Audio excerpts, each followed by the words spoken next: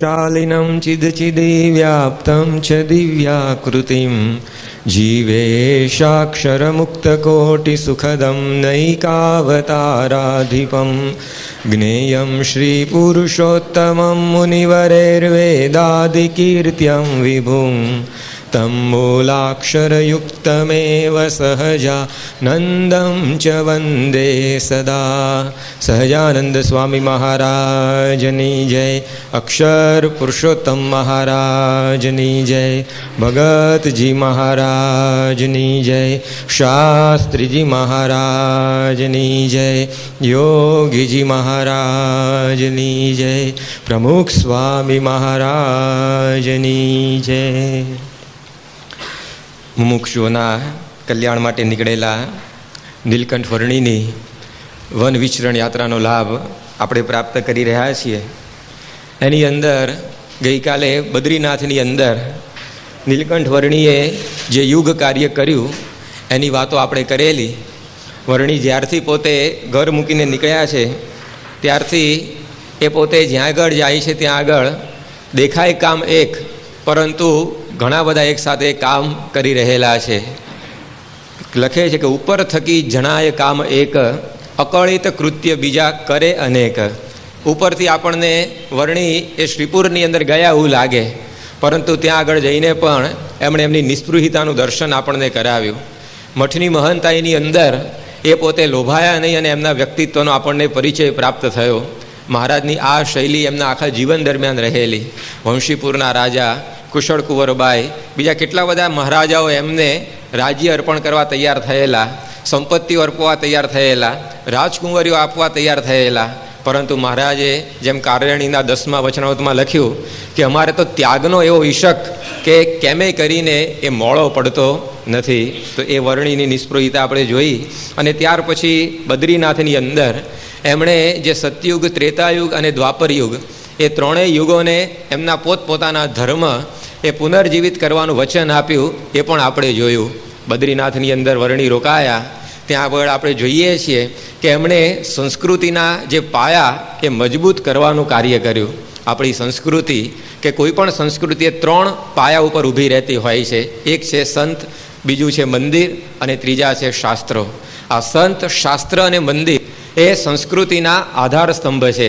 પરંતુ વર્ણી જ્યારે વિચરણમાં નીકળેલા ત્યારે આ 3 પાયા ડગી ગયેલા। સતયુગે આવીને વાત કરી કે મારા કાળની અંદર હતા એવા સંતો આજે નથી। દ્વાપરે આવીને વાત કરી કે મારા સમયની અંદર જેવી રીતે લોકો ભક્તિ કરતા અને મંદિરો બાંધતા એવું અત્યારે કાંઈ થતું નથી। અને કળિયુગે પણ પોતે પોતાને રહેવાની જ્યારે વાત કરી અને એ 4 યુગોને જે નીલકંઠ વર્ણીએ પોતે જવાબ આપ્યા એમાં આપણે જોઈ શક્યા કે એમણે સંતો કરવાનું પણ વચન આપ્યું, એવા મંદિરો બાંધવાનું પણ વચન આપ્યું અને એવી શિક્ષાપત્રીની પણ એમણે વાત કરી। તો આ સંત, શાસ્ત્ર અને મંદિરો આ 3 એ સંસ્કૃતિના આધાર છે। એને લીધે અત્યારે પણ આપણી આ સંસ્કૃતિ ઊભી રહેલી છે। દુનિયાની અંદર ભારત જ એક એવો દેશ હશે કે જેની ઉપર સૌથી વધારે આક્રમણો થયા હોય અને છતાં પણ એ સંસ્કૃતિ નાશ ન પામી હોય। કવિ ઇકબાલે લખ્યું છે કે યુના, મિસ્ર और रोमा सब मिट गए जहाँ से, कुछ बात है ऐसी कि हस्ती मिटती नहीं हमारी, सदियों रहे हैं दुश्मन दौरे जहाँ हमारे, सारे जहाँ से अच्छा हिंदुस्तान हमारा। કે યુનાનની સંસ્કૃતિ, મિસરની સંસ્કૃતિ, રોમની સંસ્કૃતિ આવી મોટી મોટી સંસ્કૃતિઓ હતી, છતાં પણ એ બધી નાશ પામી ગઈ। અત્યારે એના ખાલી અવશેષો બચેલા છે। પરંતુ કવિ કહે છે કે કુછ બાત હૈ એસી કી હસ્તી મિટતી નહીં હમારી, પરંતુ ભારતની પાસે એવું કંઈક છે કે જેને લીધે સદીઓ સુધી દુશ્મન એની ઉપર આવતા રહ્યા અને છતાં પણ એ સંસ્કૃતિ નાશ ન પામી। તો શું ભારતની અંદર હતું? તો એની પાસે એવા સંતો હતા, એની પાસે એવા મંદિરો હતા અને એની પાસે એવા શાસ્ત્રો હતા। તો આ 3 આધાર સ્તંભોને નીલકંઠ વર્ણીએ પોતે મજબૂત કર્યા અને હવે એ બદ્રીનાથથી પોતે આગળ જઈ રહેલા છે। અને હવે એમને જવું છે પુલહાશ્રમની અંદર, જ્યાં આગળ બ્રહ્માના પુત્ર પુલહે તપ કરેલું અને એટલે એ સ્થાનનું નામ પણ પુલહાશ્રમ, પુલહના નામ ઉપરથી પુલહાશ્રમ એવું પડી ગયેલું છે। ત્યાં આગળ ઋષભદેવ ભગવાનના પુત્ર ભરતજી એ પણ રાજ્યનો ત્યાગ કરીને તપ કરવા ગયેલા। એ સ્થાનની અંદર વરણીને હવે જવાની ઈચ્છા છે અને ત્યાં આગળ જઈને એમને પણ એક તપનો આદર્શ આપણી સામે બેસાડવો છે. એટલે વરણી એ મુક્તનાથનું લક્ષ્ય બાંધીને હવે આ બદ્રીનાથથી નીકળેલા છે. રામના ધનુષની અંદરથી જેમ બાણ છૂટે એવી ગતિથી આ વરણી પોતાનો પંથ એ કાપી રહેલા છે. માર્ગ ઉપર આવતા વૃક્ષો એ ઝૂકી ઝૂકીને આ વરણીને પોતાના ફળ એ અર્પણ કરે છે. પણ વરણી તો એવા નિસ્પૃહી છે એ ક્યારેય વૃક્ષ ઉપરથી ફળ તોડતા નથી. એટલે વાયુદેવ જોરથી વૃક્ષોની ડાળીઓને હલાવી અને વરણી માટે નીચે ફળ પાડી આપે છે અને એ ફળ એ વરણી પોતે આરોગે છે. જ્યારે રાત્રિનો સમય થાય ત્યારે વાયુ દેવતા એ પાંદડાઓને પુષ્પોને ખેરવીને વરણી માટે સરસ મજાની પથારી કરી આપે છે. એ પથારી ઉપર વનની અંદર ખુલ્લા આકાશમાં આ નાનકડા વરણી એ પોતે પોઢે છે. બ્રાહ્મ મુહૂર્તની અંદર જાગી જાય છે અને વળી પાછા નદી તળાવની અંદર સ્નાન કરીને ભગવાનનું ધ્યાન કરીને એ પોતાનો પંથ એ કાપવાનો પાછો ચાલુ કરી દે છે. જ્યાં જ્યાં વરણીએ પોતે આ વનમાંથી પસાર થાય છે ત્યાં એમના પાદ સ્પર્શને લીધે પાંદડાઓ ખખડવાને કારણે અંદર છુપાયેલા સર્પ એ બહાર આવી જાય છે અને વરણીના દર્શન કરી 2 મિનિટ ફેણ ઝુકાવી અને વળી પાછા પોતાના સ્થાનની અંદર ચાલ્યા જાય છે. છતાં પણ નિર્ભયતાથી આ વરણી પોતે ચાલી રહેલા છે. ગેંડા, પાડા, અરણા આવી પ્રકારના આ બધા જંગલી જનાવરો એ પણ આવા સ્થાનની અંદર કે જ્યાં કોઈ દિવસ મનુષ્ય ના દેખાય ત્યાં માણસને જોઈને એ પણ બધા આમથી તેમ એ દોડી રહેલા છે. કારણ કે અજાણ્યું આ માનવી ક્યાંથી આવ્યું આવી પ્રકારની એક વિચારથી એ બધા પશુઓ પણ આમથી તેમ એ આ દોટાદોટ કરી રહેલા છે. અને જ્યાં સૂર્યના પણ કિરણો ના પહોંચે એવા અડાબીડ જંગલોની અંદર 12 વર્ષની કુમળી વયે આ નીલકંઠ વર્ણી અનેકનું કલ્યાણ કરવા માટે એ પોતે ચાલી રહેલા છે.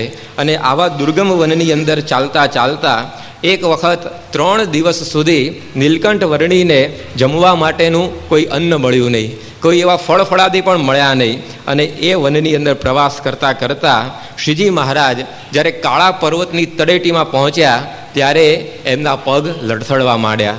3 દિવસ સુધી પાણીનો કે ફળનો કોઈ પણ પ્રકારનો આહાર એમને પ્રાપ્ત થયેલો નહીં. અને એટલે એ પોતે એક જગ્યાએ ત્યાં આગળ વિસામો કરવા માટે બેઠા અને ત્યાં આગળ પછી એમણે રાતવાસો કર્યો. સવારે જ્યારે એમણે ચાલવાનું પ્રયાણ કર્યું એ વખતે એક સુંદર નદી એ 4થા દિવસે એમને પ્રાપ્ત થઈ અને 3 દિવસના ઉપવાસ પછી વરણીએ નદીના જળના પારણા કર્યા. આપણે તો લીંબુના શરબતના કરીએ એક ઉપવાસ પછી, પરંતુ આ 3 ઉપવાસ પછી પણ આ નીલકંઠ વર્ણીને આવી રીતે એક સાદું પાણી પીવા માટે મળે છે. છતાં પણ આ વર્ણી પોતે પાછા ફરતા નથી. જીવોના કલ્યાણ કરવાની કેટલી બધી હોંશ એ આ વર્ણીના અંતરની અંદર આપણને દેખાય છે. શ્રીજી મહારાજના જીવનનો આપણે વિચાર કરીએ તો કંઈક આવા કષ્ટો એમણે આપણા માટે સહન કરેલા છે. એકવાર મહારાજ વિચરણ કરતાં કરતાં કરણીબા આધોઈની અંદર રહેતા હતા, ત્યાં આગળ પધાર્યા. મહારાજે જમી કરી અને પછી પથારી અંદર સૂવા માટે લંબાવ્યું અને આધોઈની અંદર આ કરણીબાએ જોયું તો મહારાજના પગની અંદર બધા કાંટા ખુસી ગયેલા અને એ કાંટા એક પછી એક કાઢતા કાઢતા લગભગ 17-18 જેટલા કાંટા એ મહારાજના ચરણારવિંદમાંથી કરણીબાએ કાઢ્યા. ત્યારે આપણને ખ્યાલ આવે કે આપણને સુખી કરવા માટે ભગવાન અને સંત એ કેટલું બધું કષ્ટ ઉઠાવતા હોય છે. શ્રીજી મહારાજ એકવાર કચ્છના વિચરણમાં હતા અને એ વખતે બપોરનો સમય થયો, સુવાનો સમય થયો. ત્યારે મહારાજે કહ્યું કે અત્યારે તો કંઈ આજ આરામ કરવાનું આપણને પોસાયું નથી, બીજે ગામ જવું છે, પણ તમે બધા થાક્યા હો. સંઘના જે હરિભક્તો સંતો હતા એમને મહારાજે કહ્યું તમે થાક્યા હોય તો આ નદી આવી છે, એમાં સ્નાન વિધિને આ તે બધું કરી લો, હું અહીંયા ત્યાં સુધી બેઠો છું. અને એ વખતે શ્રીજી મહારાજ એક વૃક્ષ હશે એની નીચે એમણે પોતે સહેજ લંબાવ્યું. હવે નીચે પાથરોનું કાંઈ જ નહીં, લાકડાનો બધો પેલો વેર હતો ને એ પડેલો અને કાંટા કાંકરા બધા વેરાયેલા. મહારાજ લગભગ અડધો પોણો કલાક ત્યાં પોઢ્યા અને બધા હરિભક્તો સંતો નાહી ધોઈને પાછા આવ્યા અને બેઠા થયા. ત્યારે મહારાજના બરડા ઉપર એ બધા કાંટા કાંકરા અને લાકડાના વેરના સોળ ઉઠી ગયેલા. આત્માનંદ સ્વામીએ બરડા ઉપર હાથ ફેરવી અને બધું ખંખેર્યું. મહારાજને કહ્યું કે મહારાજ કંઈક પાથરવું તું તો ખરું ને? કે મહારાજ કે એ તો બધું ચાલ્યા કરે. એમ કરી અને વળી પાછા આગળ નીકળી ગયા. તો આવી પ્રકારે પાથરવાનું પણ એમને મળે નહીં, જમવાનું પણ મળે નહીં, અને છતાં પણ એ પોતે વિચરતા રહેતા. યોગીજી મહારાજ ઘણી વાર કહેતા કે 17 રોગ દાબીને ફરીએ છીએ ત્યારે આ બધી પધરામણીઓ થાય છે. આપણા યોગી બાપા કે સ્વામી પધરામણી આવ્યા હોય આપણને તો ઉત્સાહ આવી જાય, પરંતુ આપણને આવા આનંદની અંદર રાખવા માટે મોટા પુરુષો આવી પ્રકારના એ બધા કષ્ટ ઉઠાવતા હોય છે. એકવાર ગુણાતીતાનંદ સ્વામી વડતાલ સમયો કરી અને જુનાગઢ જતા હતા, અને સ્વામીને એવી રીતે કંઈક બીમારી આવી, એટલે રામદાસ સ્વામી હતા જે રવજી સુથાર પાછળથી સાધુ થયેલા અને વૈદુ જાણતા હતા. એટલે એમણે સ્વામીને કહ્યું, સ્વામી તમે અહીંયા એક ગામની અંદર રોકાવ, હું તમારી દવા કરી દઉં અને પછી તમે 2-4 દિવસમાં સાજા થાવ ને પછી ચાલ્યા જજો. સ્વામીએ કહ્યું કે ભાઈ રોકાવે એવું ક્યાં છે, મહારાજે એક ગામનું કલ્યાણ કરવાનું સોંપ્યું તો રોકાઈ જાય, પણ આખા બ્રહ્માંડનું સોંપીને ગયા છે, એટલે કે રોકાવાનું પાલવે એવું નથી. રામદાસ સ્વામી કહે કે પણ સ્વામી આવી રીતે હું આ ગોળી તમને આપીશ તો દિવસમાં તમારે 18 વખત શૌચ વિધિ કરવા જવું પડશે, કારણ કે એવો રેચ લાગશે બીમારી કાઢવા માટે.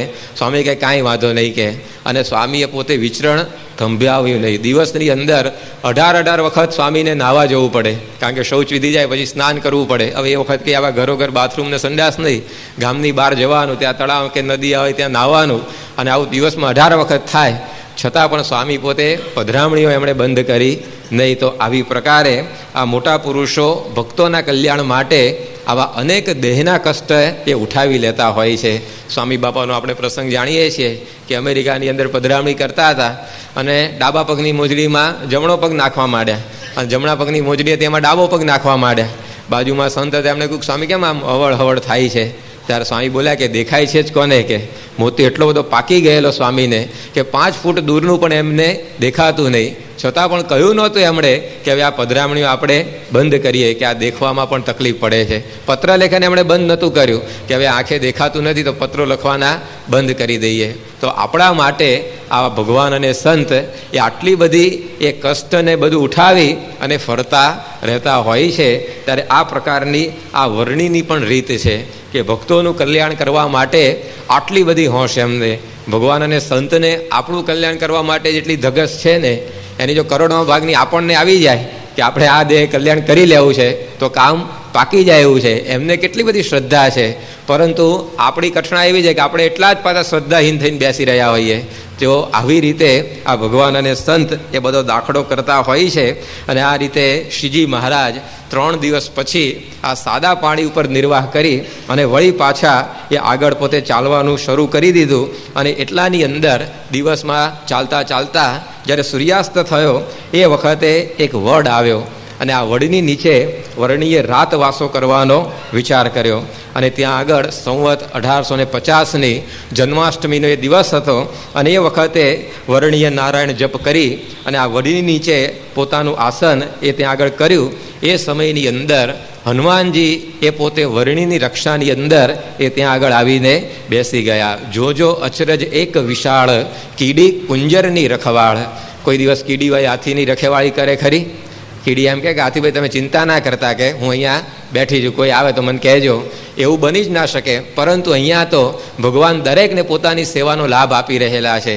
તો હનુમાનજીની પણ સેવા એમણે પોતે આ રીતે સ્વીકારી અને વડ નીચે મહારાજ પોતે પઢેલા છે. બાજુની અંદર હનુમાનજી એમની રખેવાળી કરી રહ્યા છે. અને એ સમયની અંદર ત્યાં આગળ કાળ ભૈરવ નામનો એક રાક્ષસ રહેતો હતો, અને એ કાળ ભૈરવે આવી રીતે વર્ણીને ત્યાં આગળ સૂતેલા જોયા, અને એમની બાજુની અંદર બેઠેલો આ વાંદરો જોઈને એને થઈ ગયું કે આ લોકો આપણા ટેરિટરીમાં ક્યાંથી આવી ગયા? અત્યાર સુધી અહીંયા કોઈ આવી શકતું નહોતું, આપણું અહીંયા શાસન છે અને આ લોકો અહીંયા રહેવા માટે આવ્યા છે ને આપણને બહાર કાઢશે. એટલે કાળ ભૈરવ આવી રીતે ભયંકર બધા ફૂત્કાર કરતો વર્ણીને મારવા માટે એની બધી જે ભૂતોની સેના હતી એને લઈને આવી ગયો. એના મોઢાની અંદર કેટલાય બધા પક્ષીઓ ખાધેલા, એનું હજી તો લોહી ટપકતું હતું, માંસના બધા લોચા કેટલાય એની દાઢોની અંદર હતા, તકતકતી એની બધી લાલ આંખો, ભયાનક આવી તેનું મુખારવિંદ અને છૂટા વાળ, અને આવી રીતે કિકિયારીઓ કરતો એ પોતાની સેના સાથે આ વર્ણીને પતાવવા માટે ત્યાં આગળ આવી પહોંચ્યો. પરંતુ એ વખતે હનુમાનજી ત્યાં આગળ બેઠેલા એ પોતે ઊભા થયા એમને થયું કે આ બધું ભૂતોનું ટોળું આવી અને મારા પ્રભુ પર ત્રાટકશે, પરંતુ એ પહેલાં તો એમણે પોતાનું સ્વરૂપ આખું વિસ્તાર્યું અને એટલું બધું વિકરાળ પર્વત જેવું એમણે પોતાનું સ્વરૂપ ધારણ કર્યું અને પોતાના પૂંછડાની સાથે પેલી આખી બધી ભૂતોની સેનાને બાંધી દીધી. પૂંછડું એવું આવી તે ગોળ ફેરવ્યું કે બધા જ આવી રીતે જે ભૂતગણો હતા એ બંધાઈ ગયા અને ત્યાર પછી ભયંકર ગર્જના કરી અને પોતાનું પૂંછડું હનુમાનજીએ જમીન ઉપર પછાડ્યું. એ ભેગા પેલા બધા પછડાયા અને બધાના ત્યાંના ત્યાં રામ રમી ગયા. અને ત્યાર પછી કાળ ભૈરવ એની બાજુ આ હનુમાનજી પોતે ધસ્યા અને એવી જોરદાર એક મુષ્ટિ એના મસ્તક ઉપર લગાડી કે અડધું શરીર એનું જમીનની અંદર ખૂપી ગયું અને એ રીતે આ કાળ ભૈરવ એનો પણ એમણે ત્યાં આગળ નાશ કર્યો. આવી પ્રકારે પોતાના સેનાપતિની દુર્દશા જોઈને બીજા જે ભૂતગણો દૂર ઉભેલા કે હમણાં વારો આવે એટલે લડવા જઈએ એમ માનીને એ તો ત્યાંથી જ બિચારા વિદાય થઈ ગયા. અને આ રીતે કાળ ભૈરવનો પરાભવ એ ત્યાં હનુમાનજીએ પોતે કર્યો અને વર્ણિની એ પોતે સેવા કરી ગયા. ત્યાર પછી બીજે દિવસે વર્ણી પોતે જાગ્યા અને હવે ત્યાંથી એમણે કાળા પર્વતની વાટ પકડી કે જ્યાંથી એમને મુક્તનાથ જવું હતું, પુલહાશ્રમની અંદર તપ કરવું હતું અને ત્યાં આગળ વર્ણી પોતે જાય છે. પરંતુ એ વખતે વિચારની અંદર વર્ણી પોતે રસ્તો ભૂલ્યા અને એ રસ્તો પોતે ભૂલી ગયા અને કોઈક બીજા જ રસ્તે એ પોતે ચાલવા લાગ્યા. અને એ વખતે ત્યાં આગળ હવે હિમાલય પોતે મૂર્તિમાન એ સ્વરૂપ ધારણ કરી અને આ વર્ણિના દર્શન માટે આવે છે. અને એની સાથે જે વાર્તાલાપ થાય છે એની વાત કરતાં અહીંયા લખે છે કે જોજો હરિના મનુષ્ય ચરિત્ર, પાપી પણ થાય સુણતા પવિત્ર, દિશા સાંધીને ચાલતા નાથ, નહીં રસ્તો કે નહીં કોઈ સાથ.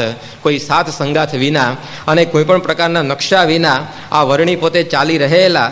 એમાં આડા વિકટ ત્યાં પર્વત બહુ આવ્યા, જોતા રસ્તો જડ્યો નહીં જાવા, એવે ટાણે સૂરજ થયો અસ્ત, પેઠા માળામાં પક્ષી સમસ્ત.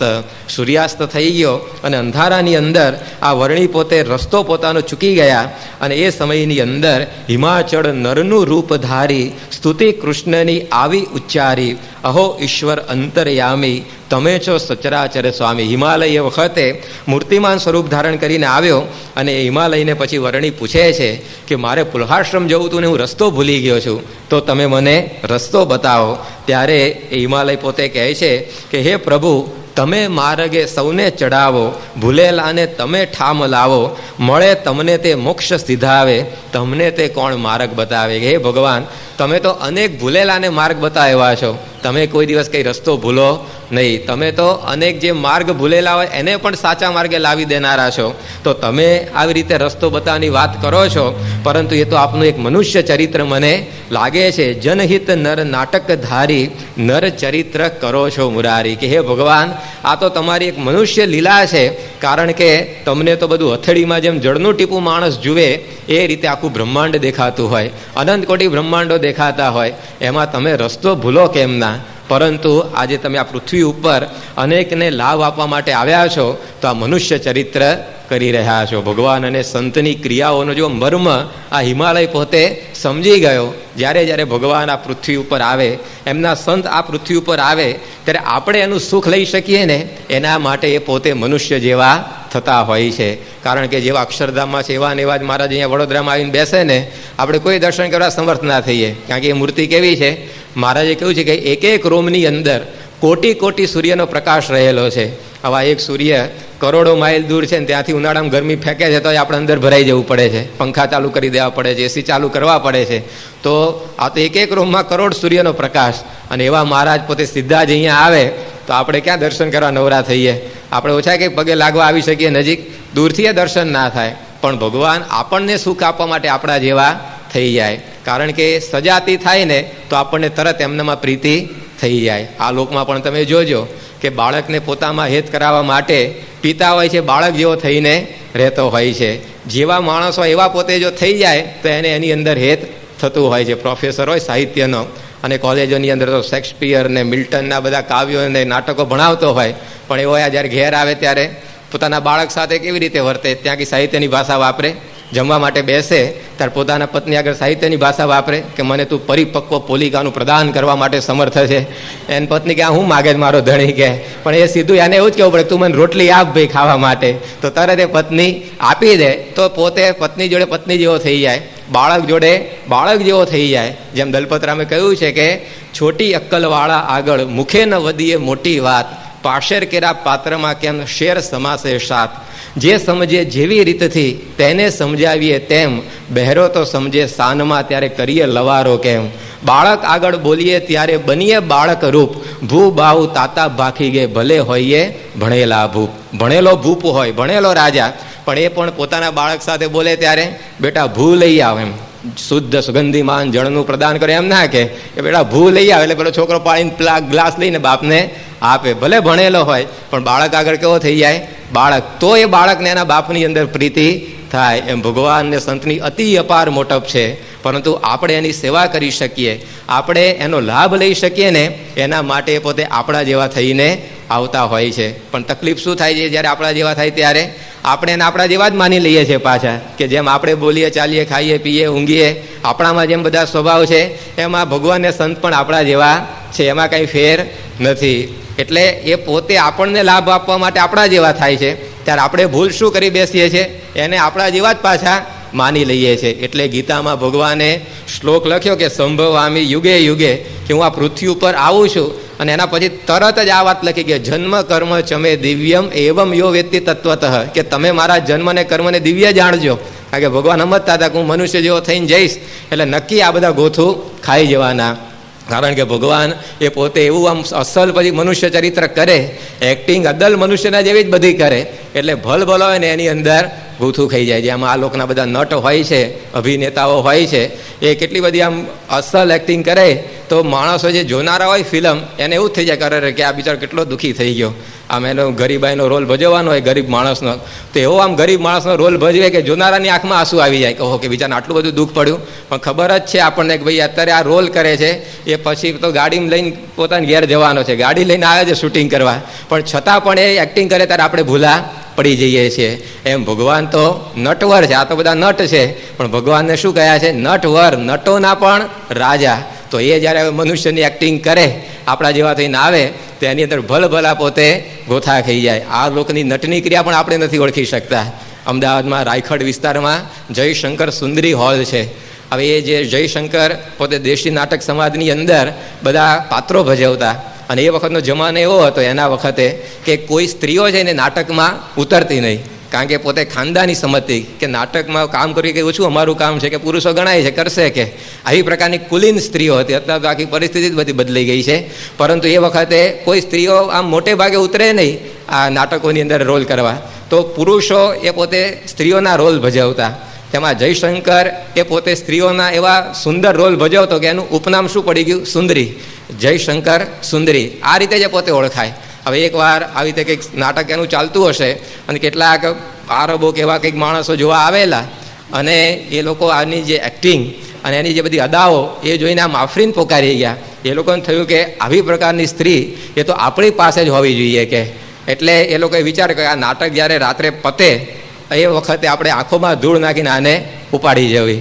અને બધા લાગ જોઈને બેઠેલા, અને જેવો નાટકનો પડદો પડ્યો અને તરત જ આ બધા આવી રીતે યુક્તિ કરી અને આને ઉપાડી ગયા. અને એમના તંબુની અંદર જઈ અને પછી લાઇટ કરીને જોયું ત્યાં ખબર પડી કે આ તો સુંદરી નથી પણ સુંદરો આવી ગયો છે, કે આ સુંદરી છે નહીં, આ તો પુરુષ જ છે. ત્યારે જુઓ આ નોટ આ લોકોનો એ ક્રિયા કરે તો એ માણસો બધા ભૂલા પડે છે. તો ભગવાન જ્યારે મનુષ્ય જેવા થઈને આવે ને ત્યારે પણ ભલભલા ગોથા ખાઈ જાય. બ્રહ્માજીની વાત સ્વામી એમની વાતમાં લખી છે કે જ્યારે કૃષ્ણ ભગવાન આ પૃથ્વી પર અવતર્યા ત્યારે પોતે સ્તુતિ કરવા આવ્યા કે અરે ભગવાન, કે તમે આવી રીતે આ પૃથ્વી પર આવ્યા, અનેક જીવનું કલ્યાણ કરશો, અસુરોને મારશો, લોકો સુખી થશે, અને સ્તુતિ કરી ગયા કે તમે બહુ કૃપા કરી અહીંયા પધાર્યા એ. પણ પછી જ્યારે ભગવાન મોટા થયા અને બધા ગોપ બાળકો સાથે ગાયો ચરાવવા જતા, એ વખતે પેલા ગોવાળિયાઓનો તો કંઈ મહિમા નહીં કે આ સાક્ષાત ભગવાન છે, પરંતુ બ્રહ્માજી ઉપરથી જોયા કરે કે આ ગોવાળિયાઓ રોજ આ ભગવાનની પ્રસાદી ઝાપટે છે, તો લાવો ને એક દાડો આપણને પણ લાભ મળી જાય. કે હવે લાભ લેવા જવું કેમનું? તેમણે યુક્તિ કરી કે યમુના નદીમાં ભગવાન રોજ જમી કરી અને હાથ ધોવા આવે છે તો ત્યાં માછલું થઈને રહી જઈએ. જ્યારે ભગવાન હાથ ધોશે ત્યારે એમના હાથે જે બધા કણ ચોંટ્યા હોય એ બધા નદીમાં આવશે એટલે આપણે ખાઈ લઈશું. અને એ રીતે માછલીનું રૂપ ધારણ કરીને યમુના નદીમાં પડ્યા. અને પછી રાહ જોતા બેઠેલા 12 વાગે ભગવાન જમે ને પછી 12:30 હાથ ધોવા આવશે. પરંતુ એ વખતે ભગવાને ચરિત્ર એવું કર્યું કે ગોવાળિયાઓની સાથે ગોવાળ મંડળી કરીને જમ્યા ખરા, પરંતુ પોતાના જે એઠા હાથ હતા ને એ પોતાના કપડાએ જ લૂછી કાઢ્યા અને ધૂળમાં આવી રીતે સાફ કરી નાખ્યા અને ત્યાં યમુનામાં ધોવા જ ના ગયા. બ્રહ્માએ આ જોયું ને એને થયું કે આ નોય પરબ્રહ્મા ગોવાળીઓ લાગે છે, કે ખાધા પછી હાથ ધોવાની ખબર નથી પડતી, પાછા સત્યલોકમાં જતા રહ્યા. સ્વામીએ કહ્યું કે અવતર્યા ત્યારે સ્તુતિ જ કરવા પોતે આવેલા, પણ ચરિત્ર જોઈને એવો ભાવ રહ્યો નહીં. તો ભગવાન જ્યારે મનુષ્ય જેવા થઈને આવે ત્યારે એની અંદર આવી રીતે મોહ ન પામીને એને દિવ્ય સમજવાને એ બહુ કઠણ છે. અહીંયા હિમાલય એ જ વાત કરે છે કે ભગવાન તમને તો કોઈ રસ્તા અજાણ્યા નથી, પરંતુ તમે આ જનહિત નર નાટક ધારી, કે માણસોનું હિત કરવા આવું મનુષ્યનું રૂપ એ ધારણ કરેલું છે. તો આવું મર્મ આપણે સમજીએ ને તો પછી એની અંદર મોહ પામીએ નહીં. જો નટના જંબુરિયા હોય તો એ ક્યારેય નટની માયામાં મોહ પામતા નથી. મહારાજે પંચાણાના 7મા વચનામાં દ્રષ્ટાંત આપ્યું કે નટ રાજા પાસે ગયો અને પછી રાજાને કહ્યું કે જો મારી પત્નીને મારા બાળકોને તું સાચો છે, મારે ઇન્દ્ર એ બોલાવે છે તો લડવા માટે જવું છે. ઇન્દ્રને દાનવને યુદ્ધ થાય છે એમાં, અને એ પોતે નટ જતો રહ્યો, અલોપ થઈ ગયો. અને પછી થોડાક સમયમાં કે એના હાડકાં પડ્યા, પછી એનું માથું પડ્યું, એના હાથ પગ પડ્યા, અને એ રીતે આ બધું પડ્યું ત્યારે એ નટની સ્ત્રી એ બધું ભેગું કરી અને સતી થઈ ગઈ કે મારો ધણી મરી ગયો, મારે જીવવાનું શું કામ. અને એ સતી થઈ ગઈ અને પછી 2 મિનિટમાં જ નટ આવ્યો પાછો રાજા પાસે અને રાજાને કહ્યું લાવો તમે મારી પત્ની મને આપો, હવે કે યુદ્ધ બધું પૂરું થઈ ગયું. રાજા કે તમારી પત્ની તો બળી મરી તમારી પાછળ, અને તમારા માથા પડ્યા, પગ પડ્યા, આ બધા અંગો પડ્યા, એટલે તમારી પત્નીને એમ કે તમારો પણ સંહાર થઈ ગયો છે અને તમારું બધું શરીર લઈને બળી ગઈ, હવે તમારી પત્ની હું આપું કેમ નો. ત્યારે નટ કે ના, કે તમારે મારી પત્નીને પડાવી લેવી છે, અંદર ક્યાંક સંતાડી રાખી હશે. રાજા કે ભાઈ નથી સંતાડી, આવી રીતે આ બળી મરી આ બધાની હાજરીમાં એ બળી ગઈ છે. પેલો કે ના, કે નટ કે હું બતાવી આવું, હું લઈ આવું એને. રાજા કે ભાઈ તમારી ઈચ્છા, બળી ગઈ, હું તો કહું છું હવે તમારે અંદર જઈને તપાસ કર્યો તો કરો. અને પોતે અંદર ગયો ને એની પત્નીને હાથ પકડીને બહાર લાવ્યો. અને રાજાને આશ્ચર્ય થયું કે આ બધું કેમનું કર્યું તે.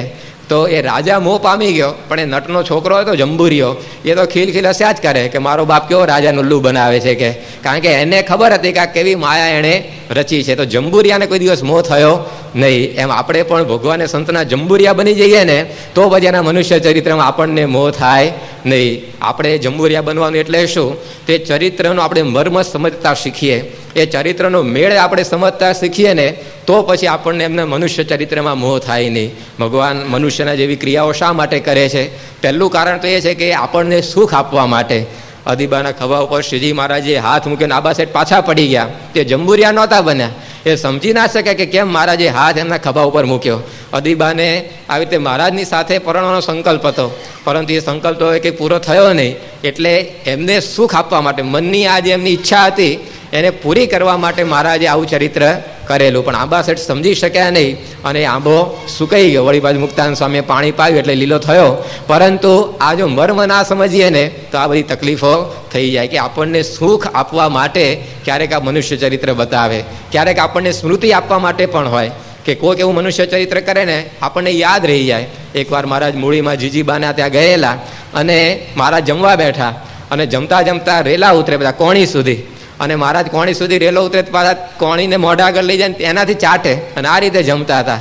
મહારાજને જીજીબાને આવી રીતે બધા જે હરિભક્તો બેઠેલા એમણે કહ્યું કે મહારાજ આમ શું તમે એમ રેલા ઉતરે એમ બધું જમો છો? તો આવી પ્રકારે ચરિત્ર એમણે પોતે કર્યું, તે યાદ રહી ગયું એમને. હવે કેટલી વાર આમ સરખું જમ્યા હશે ને યાદ ના રહ્યું, પણ આ મનુષ્ય ચરિત્ર કંઈક જુદું કર્યું ને તરત એ ચોંટી ગયું અંતરની અંદર. એવી જ રીતે એક પુતળીબાઈ કહીને બાઈ હરિભક્ત હતા, એમના ત્યાં મહારાજ જમવા બેઠેલા તો ખીચડી જમતા હતા. હવે ખીચડી ખાતા ખાતા કેટલીક આમ પડે કેટલીક આમ પડે, હાથમાં લે ખરા પણ અડધી નીચે પડી જાય. જેમ નાનું છોકરું જમવા બેસે અને અડધું વેરે ને અડધું જમે, એના જેવું મહારાજ કરવા માંડ્યા. પુતળીબાઈ કે મહારાજ આ ખીચડી ખાતા નથી આવડતું હરખું, તો કલ્યાણ કેમનું કરશો? મારે કે કલ્યાણ તું આમ ચપટીમાં કરી દઈશ, કે આ તો તમને સ્મૃતિ રહે એના માટે લીલાઓ બધી કરીએ છીએ. તો આ ભગવાન અને સંત ક્યારેક આવા ચરિત્ર કરે એ સ્મૃતિ માટે હોય. બાકી મહારાજની જમવાની ચતુરાઈ તો કેવી હતી! વાંસદાના દીવાનની પત્ની એણે બધી મહારાજ માટે વાનગીઓ મૂકેલી, એવી રીતે મૂકેલી કે મહારાજના આવી રીતે આંગળા અને હાથ બગડે જ એવી રીતે બધી ગોઠવણ કરેલી. પણ શ્રીજી મહારાજ એવી ચતુરાઈથી જમ્યા કે નખ શુદ્ધ આવી રીતે સહેજ બગડ્યા પણ આંગળીના ટેરવા પણ બગડવા દીધા નહીં. હવે આવી એમની જમવાની ચતુરાઈ હતી ને પછી દીવાની સ્ત્રી મોહ પામી ગઈ અને પછી આગળ બધો પ્રસંગ લાંબો છે.